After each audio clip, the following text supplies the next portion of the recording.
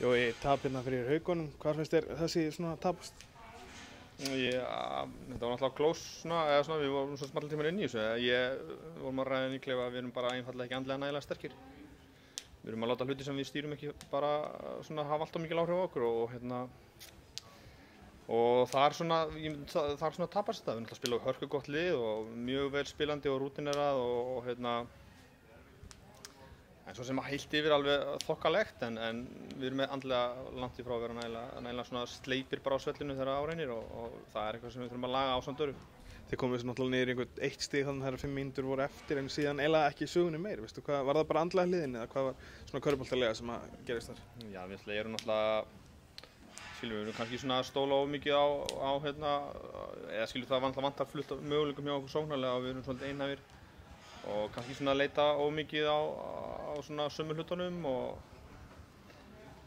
svona varnarlega erum við svolítið svona off sko, erum ekki alveg í takti en það er kannski svona, en fyrst og fremst við höfum bara haldið haus og bara svona ekki verið alltaf í þessu bulli, þá hefðu við farið langt með þetta. Ég er ekki að segja að við höfum unnið, alls ekki, en við höfum farið mikið lengra með þetta, ég er klár á því. Hún var svona síðasti naglinn í kistuna hérna, þessi tæknivilla sem að Siggi fékk í lokin. Finnst þér hún hafa haft kannski full mikil áhrif? Já, ég veit svo sem ekki hvað gerðist það sko, en það var náttúrulega aldrei vill á hann í fyrsta lagi sko.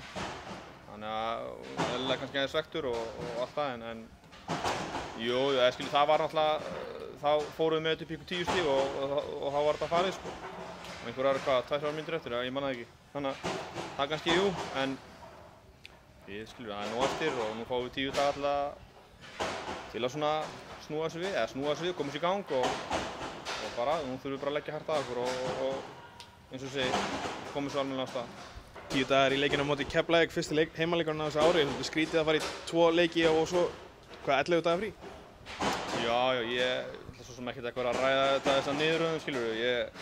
Haukarnir til þess að fara að spila undanúrslit í bikar á miðvikudaginn. Þetta er mínu viti galið og ég veit ekkert á hvaða prógrammið þeir eru sem að setja þetta saman en svona er þetta bara og þetta er eitthvað sem við erum bara að lifa með.